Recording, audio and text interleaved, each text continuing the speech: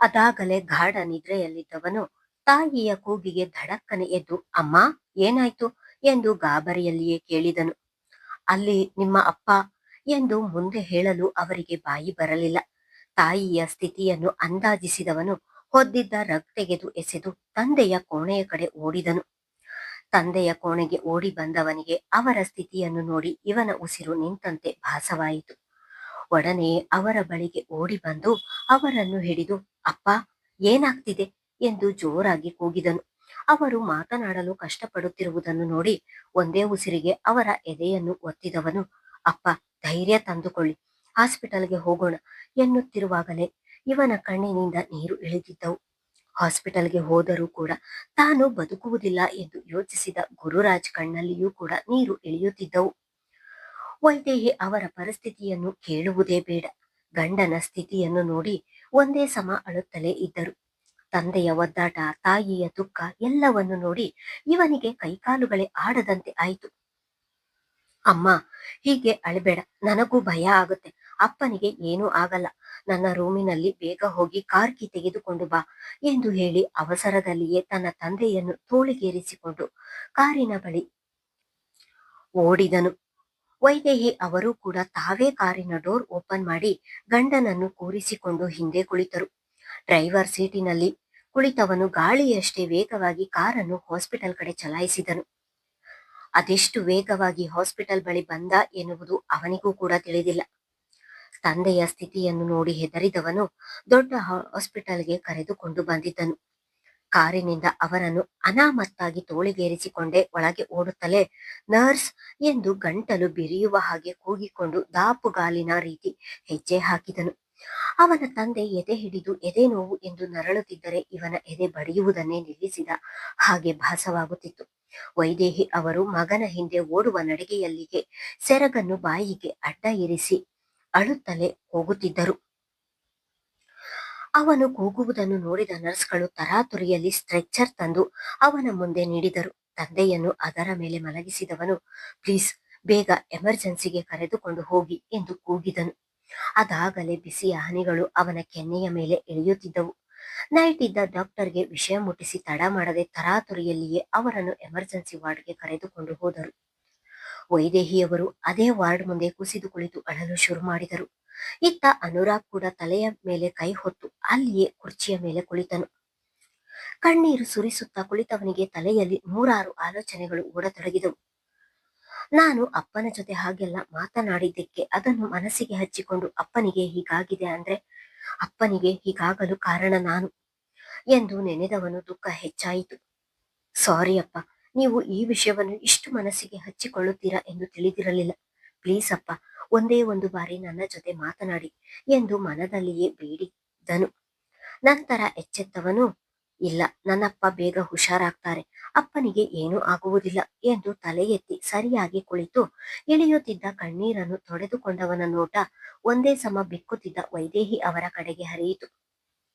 ಅಮ್ಮ, ಪ್ಲೀಸ್ ಅಮ್ಮ, ಹೀಗೆ ಅಳಬೇಡ, ಅಪ್ಪನಿಗೆ ಏನೂ ಆಗುವುದಿಲ್ಲ, ಸಮಾಧಾನ ಮಾಡ್ಕೊ ಎಂದು ಹೇಳುತ್ತಾ ತನ್ನ ಮನದ ನೋವನ್ನು ಮರೆಮಾಚಿ ಆದಷ್ಟು ತಾಯಿಗೆ ಸಮಾಧಾನ ಮಾಡುತ್ತಿದ್ದನು. ಹೇಗೆ ಸಮಾಧಾನ ಮಾಡಿಕೊಳ್ಳಲಿ ಅನು? ನಿಮ್ಮಪ್ಪನಿಗೆ ಒಂದೇ ಒಂದು ದಿನವೂ ಹೀಗಾಗಿರಲಿಲ್ಲ, ಈಗ ಸಡನ್ ಆಗಿ ಹೀಗಾಗಿದೆ ಅಂದ್ರೆ ಹೇಗೆ ಸಮಾಧಾನ ಮಾಡಿಕೊಳ್ಳಲಿ? ಇತ್ತೀಚಿನ ದಿನಗಳಲ್ಲಿ ವಯಸ್ಸಿನ ಹುಡುಗರೇ ಹೃದಯಾಘಾತದಿಂದ ಸಾವನ್ನಪ್ಪಿರುವುದನ್ನು ಪ್ರತಿದಿನ ಟಿವಿಯಲ್ಲಿ ನೋಡಿ ಪೇಪರ್ನಲ್ಲಿ ಓದುತ್ತೇವೆ. ನೀನೇ ನೋಡಿದ್ದೀಯಲ್ಲ, ನಿಮ್ಮಪ್ಪ ಹೇಗೆ ನೋವಿನಿಂದ ಒದ್ದಾಡುತ್ತಿದ್ರು ಎಂದು ನನಗೆ ತುಂಬಾ ಭಯ ಆಗ್ತಿದೆ. ಅದರಲ್ಲೂ ನಿಮ್ಮಪ್ಪನಿಗೆ ವಯಸ್ಸಾಗಿದೆ, ಆ ನೋವನ್ನು ತಡೆಯುವ ಶಕ್ತಿ ಅವರಿಗಿಲ್ಲ ಕಣೋ, ಏನಾದ್ರೂ ಮಾಡು ಅನು ಎಂದು ಗೋಳಿಡುತ್ತಲೇ ಹೇಳಿದರು. ಈ ರೀತಿ ರೋಧಿಸುತ್ತಿರುವ ತಾಯಿಯನ್ನು ನೋಡಿ ಹೇಗೆ ಸಮಾಧಾನ ಮಾಡುವುದು ಎನ್ನುವುದು ಕೂಡ ಅವನಿಗೆ ತಿಳಿಯಲಿಲ್ಲ. ಗಟ್ಟಿಗಿತ್ತಿ ತಾಯಿ ಯಾವಾಗಲೂ ಜೋರು ಮಾಡುತ್ತಿದ್ದವಳು ಇಂದು ಈ ರೀತಿ ಕುಗ್ಗಿ ಹೋಗಿರುವುದನ್ನು ಅವನಿಂದಲೂ ಕೂಡ ಸಹಿಸಲು ಆಗಲಿಲ್ಲ. ಅದರಲ್ಲೂ ಅವರ ತಾಯಿ ಹೇಳಿದ ಹಾಗೆ ಚಿಕ್ಕ ವಯಸ್ಸಿಗೆ ಹೃದಯಾಘಾತವಾಗಿ ಸಾವನ್ನಪ್ಪುವುದು ಈಗ ಎಲ್ಲ ಸಾಧಾರಣವಾಗಿ ಬಿಟ್ಟಿದೆ. ಅದನ್ನು ನೆನೆದವನ ಹೃದಯ ಕಂಪಿಸಿತು. ಆಗಷ್ಟೇ ನಿಂತಿದ್ದ ಕಣ್ಣಿನ ಬಿಸಿಯ ಹನಿಗಳು ಮತ್ತೆ ಶುರುವಾದವು. ಇಲ್ಲಮ್ಮ, ಹಾಗೆಲ್ಲ ಹೇಳ್ಬೇಡ, ಅಪ್ಪನಿಗೆ ಏನೂ ಆಗುವುದಿಲ್ಲ, ನಾವು ನಂಬಿರುವ ದೇವರು ನಮ್ಮನ್ನು ಕೈ ಬಿಡುವುದಿಲ್ಲ ಎಂದು ಈ ಬಾರಿ ತಾಯಿಯ ಜೊತೆಗೆ ತನಗೂ ಕೂಡ ಸಮಾಧಾನ ಮಾಡಿಕೊಂಡನು. ಅಷ್ಟರಲ್ಲಿ ಅವನ ತಂದೆಯನ್ನು ಪರೀಕ್ಷಿಸುತ್ತಿದ್ದ ವೈದ್ಯರು ಹೊರಗೆ ಬಂದಿದ್ದರು. ತಾಯಿಯ ಕೈ ಹಿಡಿದಿದ್ದವನು ಅದನ್ನು ಬಿಟ್ಟು ವೈದ್ಯರ ಬಳಿಗೆ ಹೋಗಿ, ಡಾಕ್ಟರ್, ಅಪ್ಪ ಹೇಗಿದ್ದಾರೆ ಎಂದನು. ನಿಮ್ಮ ತಂದೆಗೆ ಮೊದಲೇನಾದರೂ ಈ ರೀತಿ ಎದೆನೋವು ಬಂದಿತ್ತಾ ಎಂದು ಡಾಕ್ಟರ್ ಕೇಳಿದ ಮಾತಿಗೆ, ಇಲ್ಲ ಡಾಕ್ಟರ್, ಇದೇ ಮೊದಲು ಹೀಗಾಗಿರುವುದು. ಯಾಕೆ ಹಾಗೆ ಕೇಳುತ್ತಿದ್ದೀರಾ ಎಂದು ಅನುಮಾನದಲ್ಲಿ ಕೇಳಿದನು. ಥ್ಯಾಂಕ್ ಗಾಡ್, ಸರಿಯಾದ ಸಮಯಕ್ಕೆ ಹಾಸ್ಪಿಟಲ್ಗೆ ಕರೆದುಕೊಂಡು ಬಂದಿದ್ದೀರಾ. ಅವರಿಗೆ ಲೈಟ್ ಹಾರ್ಟ್ ಅಟ್ಯಾಕ್ ಆಗಿದೆ. ನೀವು ಬೇಗ ಹಾಸ್ಪಿಟಲ್ಗೆ ಕರೆದುಕೊಂಡು ಬಂದಿದ್ದರಿಂದ ನಾವು ಕೂಡ ಬೇಗ ಟ್ರೀಟ್ಮೆಂಟ್ ನೀಡಿದ್ದೇವೆ. ಪ್ರಾಣಕ್ಕೇನು ತೊಂದರೆ ಇಲ್ಲ. ಬೆಳಗ್ಗೆಯವರೆಗೂ ಅಬ್ಸರ್ವೇಷನ್ ನಲ್ಲಿ ಇರ್ತಾರೆ.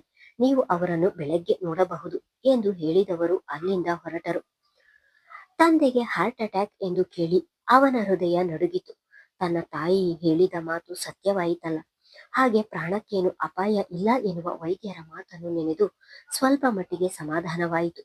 ಮಗನ ಹಿಂದೆಯೇ ನಿಂತಿದ್ದ ವೈದೇಹಿ ಅವರಿಗೂ ಕೂಡ ಸ್ವಲ್ಪ ಸಮಾಧಾನವಾದಂತಾಯಿತು. ವೈದ್ಯರು ಹೇಳಿದ ಮಾತು ಕೇಳಿ ನಿಟ್ಟುಸಿರು ಬಿಟ್ಟು ಕುರ್ಚಿಯ ಮೇಲೆ ಕುಳಿತವನಿಗೆ ಸ್ವಲ್ಪ ಮಟ್ಟಿಗೆ ನಿರಾಳವೆನಿಸಿತು. ಆದ್ರೂ ತನ್ನ ಮಾತಿಂದಲೇ ತನ್ನ ತಂದೆಗೆ ಹೀಗಾಗಿದೆ ಎನ್ನುವ ನೋವು ಅವನನ್ನು ಬಾಧಿಸತೊಡಗಿತು. ಬೆಳಿಗ್ಗೆ ಮೊದಲು ಅಪ್ಪನ ಜೊತೆ ಮಾತನಾಡಬೇಕು ಎಂದು ಯೋಚಿಸತೊಡಗಿದ. ಅಮ್ಮ, ಅಪ್ಪನಿಗೆ ಏನೂ ತೊಂದರೆ ಇಲ್ಲ ಎಂದು ಹೇಳಿದ್ದಾರಲ್ಲ, ಬಾ, ನಿನ್ನನ್ನು ಮನೆಗೆ ಬಿಟ್ಟು ಬರ್ತೀನಿ ಎಂದನು. ಮನೆಯಲ್ಲಿ ನಾನೊಬ್ಬಳೇ ಇರಲು ಆಗುವುದಿಲ್ಲ ಅನು. ಅಲ್ಲಿಗೆ ಹೋದ್ರೆ ನನಗೆ ಇನ್ನೂ ನೆಮ್ಮದಿ ಇರುವುದಿಲ್ಲ. ನಾನು ಇಲ್ಲಿಯೇ ಇರ್ತೇನೆ ಎಂದರು. ಮನೆಗೆ ಹೋಗಲು ನಿರಾಕರಿಸಿದ ತಾಯಿಯನ್ನು ನೋಡಿದವನು, ಬಾ, ಇಲ್ಲಿ ಕುಳಿತುಕೋ ಎಂದು ತನ್ನ ಪಕ್ಕವೇ ಕೂರಿಸಿಕೊಂಡವನು ತನ್ನ ಭುಜದ ಆಸರೆಯನ್ನು ನೀಡಿ ಇವನ ಒಂದು ಕೈಯಿಂದ ಅವರನ್ನು ಬಳಸಿ ತಾಯಿಗೆ ಮಲಗಲು ಆಸರೆ ಮಾಡಿಕೊಟ್ಟನು. ವಯಸ್ಸಾದ ಶರೀರ ಅವರಿಗೂ ಕೂಡ ಇದನ್ನೆಲ್ಲ ನೋಡಿ ಆಯಾಸವಾಯಿತು. ಹಾಗೆ ತನ್ನ ಮಗನಿಗೆ ಒರಗಿ ಸಣ್ಣದಾಗಿ ನಿದ್ರೆಗೆ ಜಾರಿದರು. ಅನುರಾಗ್ಗೆ ಮಾತ್ರ ನಿದ್ರೆ ಹತ್ತಿರ ಸುಳಿಯಲಿಲ್ಲ. ಹಾಗೆ ಕುಳಿತು ಬೆಳಗು ಮಾಡಿದನು. ಸಾಕ್ಷಿ ಇಂದು ಕಚೇರಿಗೆ ಸ್ವಲ್ಪ ತಡವಾಗಿ ಬಂದಿದ್ದಳು. ಇವತ್ತೇ ಇಷ್ಟೊಂದು ಟ್ರಾಫಿಕ್ ಆಗ್ಬೇಕಾ? ಆಗ್ಲೇ ಅರ್ಧ ಗಂಟೆ ತಡವಾಗಿ ಹೋಯಿತು. ಎಲ್ಲರೂ ಬಂದಿರುತ್ತಾರೆ, ನಾನೇ ಲೇಟ್ ಇವತ್ತು ಎಂದು ಧಾವಂತದಲ್ಲಿ ಬಂದಿದ್ದಳು ಸಾಕ್ಷಿ. ಕಚೇರಿಯ ಗೇಟು ದಾಟಿ ಒಳಗೆ ಬಂದಾಗಲೇ ಅಲ್ಲಿ ಅನುರಾಗ್ ಕಾರು ಇಲ್ಲದೆ ಇರುವುದನ್ನು ನೋಡಿ ಅವನು ಇನ್ನೂ ಆಫೀಸಿಗೆ ಬಂದಿಲ್ಲ ಎನಿಸುತ್ತದೆ ಎಂದುಕೊಂಡು ಒಳಗೆ ಬಂದಿದ್ದಳು. ಅವಳು ಒಳಗೆ ಬರುತ್ತಿದ್ದ ಹಾಗೆ ಮೊದಲೇ ಬಂದಿದ್ದ ನಯನ, ಸಾಕ್ಷಿ, ಇವತ್ತು ಯಾಕೆ ಇಷ್ಟು ಲೇಟಾಗಿ ಬಂದೆ ಎಂದು ಹೇಳುತ್ತಲೇ ಅವಳ ಬಳಿಗೆ ಬಂದಿದ್ದಳು. ಯಾರು ಕೆಲಸ ಮಾಡದೆ ಎಲ್ಲರೂ ಒಂದೆಡೆ ಗುಂಪು ಕಟ್ಟಿ ಮಾತನಾಡುತ್ತಿರುವುದನ್ನು ಗಮನಿಸಿದವಳು ನಯನಾಳನ್ನು ನೋಡುತ್ತಾ, ಇವತ್ತು ಒಂದು ಲಾರಿ ರಸ್ತೆಯಲ್ಲಿ ಕೆಟ್ಟು ಹೋಗಿ ಫುಲ್ ಟ್ರಾಫಿಕ್ ಆಗಿತ್ತು, ಅದಕ್ಕೆ ಲೇಟ್ ಆಯ್ತು ಎಂದಳು. ಸಾಕ್ಷಿ, ಮ್ಯಾನೇಜರ್ ತಂದೆಯ ವಿಷಯ ತಿಳಿತಾ ಎಂದು ಕೇಳುತ್ತಿದ್ದ ಹಾಗೆ ನಡೆಯುತ್ತಿದ್ದ ಕಾಲುಗಳು ಹಾಗೆಯೇ ನಿಂತು, ಏನಾಯ್ತು ಎಂದಳು ಗಾಬರಿಯಲ್ಲಿ. ನೈಟ್ ಅವರ ತಂದೆಗೆ ಹಾರ್ಟ್ ಅಟ್ಯಾಕ್ ಆಗಿದೆಯಂತೆ. ಇವಾಗ ಅವರು ಹಾಸ್ಪಿಟಲ್ನಲ್ಲಿ ಇದ್ದಾರಂತೆ. ಅದಕ್ಕೆ ನಾವೆಲ್ಲರೂ ಹೋಗಿ ನೋಡಿಕೊಂಡು ಬರೋಣ ಎಂದು ಮಾತನಾಡಿಕೊಳ್ಳುತ್ತಿದ್ದೆವು ಎಂದಳು. ಹೌದಾ, ಇವಾಗ ಹೇಗಿದ್ದಾರಂತೆ ಎಂದಳು. ಗೊತ್ತಿಲ್ಲ ಸಾಕ್ಷಿ, ಸರಿಯಾಗಿ ಹೇಳುವವರು ಯಾರೂ ಇಲ್ಲ. ಮ್ಯಾನೇಜರ್ ಸರ್ ಬೆಳಿಗ್ಗೆ ಒಬ್ಬರಿಗೆ ಕಾಲ್ ಮಾಡಿ ಇವತ್ತು ಆಫೀಸ್ಗೆ ಬರಲ್ಲ, ಹೀಗೀಗೆ ಆಗಿದೆ ಅಂತ ಹೇಳಿದ್ರಂತೆ. ಹೆಚ್ಚಿಗೆ ಕೇಳಲು ಅವರು ತುಂಬಾ ಬೇಜಾರಿನಲ್ಲಿದ್ರಂತೆ. ಅದಕ್ಕೆ ಏನು ಕೇಳಿಲ್ಲ ಎಂದಳು. ಹೌದಾ, ಎಷ್ಟೊತ್ತಿಗೆ ಹೊರಡ್ತೀರಾ ಎಂದಳು ಸಾಕ್ಷಿ. ನೀನು ಬರುವುದಿಲ್ಲವಾ ತಕ್ಷಣಕ್ಕೆ ಕೇಳಿದಳು ನಯನ. ಹೋಗು ಎಂದು ಒಂದು ಮನಸ್ಸು ಹೇಳುತ್ತಿದ್ದರೆ ಬೇಡ ಎಂದು ಇನ್ನೊಂದು ಮನಸ್ಸು ಹೇಳುತ್ತಿತ್ತು. ಅವಳ ಮೌನವನ್ನು ನೋಡಿದ ನಯನ, ಸಾಕ್ಷಿ, ಎಲ್ಲರೂ ಬರುತ್ತಾರೆ, ನೀನು ಬರ್ಲಿಲ್ಲ ಅಂದ್ರೆ ಚೆನ್ನಾಗಿರಲ್ಲ, ಆಮೇಲೆ ತಪ್ಪು ತಿಳಿಯುತ್ತಾರೆ, ಹೋಗಿ ನೋಡಿಕೊಂಡು ಬರೋಣ ಎಂದಳು. ಸರಿ, ಬರ್ತೀನಿ, ಹೇಗೆ ಹೋಗೋದು ಎಂದಳು. 2 ಕ್ಯಾಬ್ ಬುಕ್ ಮಾಡಿಕೊಂಡು ಹೋಗೋಣ ಎಂದು ಮಾತನಾಡುತ್ತಿದ್ದಾರೆ ಎಂದು ಗುಂಪಿನಲ್ಲಿ ಮಾತನಾಡುತ್ತಿದ್ದವರ ಕಡೆ ಕೈ ತೋರಿಸಿ ಹೇಳಿದಳು. ಅಲ್ಲಿ ಕೆಲಸ ಮಾಡುವ ಎಲ್ಲರೂ ಒಂದೆಡೆ ಸೇರಿ ಮಾತನಾಡಿಕೊಂಡು ಹೋಗುವುದು ಎಂದು ನಿರ್ಧಾರ ಮಾಡಿದರು. ಕ್ಯಾಬ್ ಬುಕ್ ಮಾಡಿದ 10 ನಿಮಿಷಕ್ಕೆ ಅವರ ಆಫೀಸ್ ಮುಂದೆ 2 ಕ್ಯಾಬ್ ಬಂದು ನಿಂತವು. 2 ಕಾರಿಗೆ ಆಗುವಷ್ಟು ಜನ ಹಾಸ್ಪಿಟಲ್ ಬಳಿ ಹೊರಟರು. ಸಾಕ್ಷಿಗಂತೂ ಅಲ್ಲಿಗೆ ಹೋಗಲು ಅವಳಿಗೆ ಭಯ ಕಾಡುತ್ತಿದೆ. ಯಾಕಿಷ್ಟು ಭಯ ಎನ್ನುವುದು ಅವಳಿಗೂ ಕೂಡ ತಿಳಿಯುತ್ತಿಲ್ಲ. ಅವಳಿಗರಿವಿಲ್ಲದೆ ಅವಳ ಹೃದಯ ಜೋರಾಗಿ ಹೊಡೆದುಕೊಳ್ಳಲು ಶುರುವಾಯಿತು. ಅವಳು ಯೋಚಿಸುತ್ತಿರುವಾಗಲೇ ಅದಾಗಲೇ ಕಾರು ಬಂದು ಹಾಸ್ಪಿಟಲ್ ಮುಂದೆ ನಿಂತವು. ಕಾರಿನಿಂದ ಇಳಿದ ಎಲ್ಲರೂ ಅವಸರದಲ್ಲಿ ಹಾಸ್ಪಿಟಲ್ ಒಳಗೆ ಹೋಗಿದ್ದರು. ಸಾಕ್ಷಿ ಕೂಡ ಅವರ ಹಿಂದೆಯೇ ಹೊರಟಳು. ವಾರ್ಡ್ ನಂಬರ್ ಎಷ್ಟು ಎಂದು ಕೇಳಿಕೊಂಡು ಎಲ್ಲರೂ ಅಲ್ಲಿಗೆ ಹೋಗಿದ್ದರು. ಅನುರಾಗ್ ಅಲ್ಲಿಯೇ ಕುರ್ಚಿಯ ಮೇಲೆ ಕುಳಿತಿದ್ದನು. ಒಂದು ರಾತ್ರಿಗೆ ಅದಾಗಲೇ ಅವನ ಮುಖ ಪೂರ್ತಿಯಾಗಿ ಇಳಿದು ಹೋಗಿತ್ತು. ರಾತ್ರಿ ಹತ್ತಿದ್ದರಿಂದ ಕಣ್ಣುಗಳು ಊದಿದ್ದವು. ಮುಖದಲ್ಲಿ ಸತ್ವವೇ ಇಲ್ಲ ಎನ್ನುವ ಹಾಗೆ ಆಗಿದ್ದನು. ಅವನನ್ನು ಆ ರೀತಿ ನೋಡಿದ ಸಾಕ್ಷಿಗೆ ಮನದಲ್ಲಿ ಬೇಸರ ಮೂಡಿತು. ಅಲ್ಲಿ ಬಂದು ನಿಂತವರನ್ನು ತಲೆ ಎತ್ತಿ ನೋಡಿದವನಿಗೆ ದುಃಖ ಹೆಚ್ಚಾಯಿತು. ಆದರೂ ತನ್ನೆಲ್ಲ ದುಃಖವನ್ನು ಪ್ರಯಾಸದಿಂದ ತಡೆದನು ಅನುರಾಗ್. ಮುಂದುವರಿಯುವುದು. ಧನ್ಯವಾದಗಳು.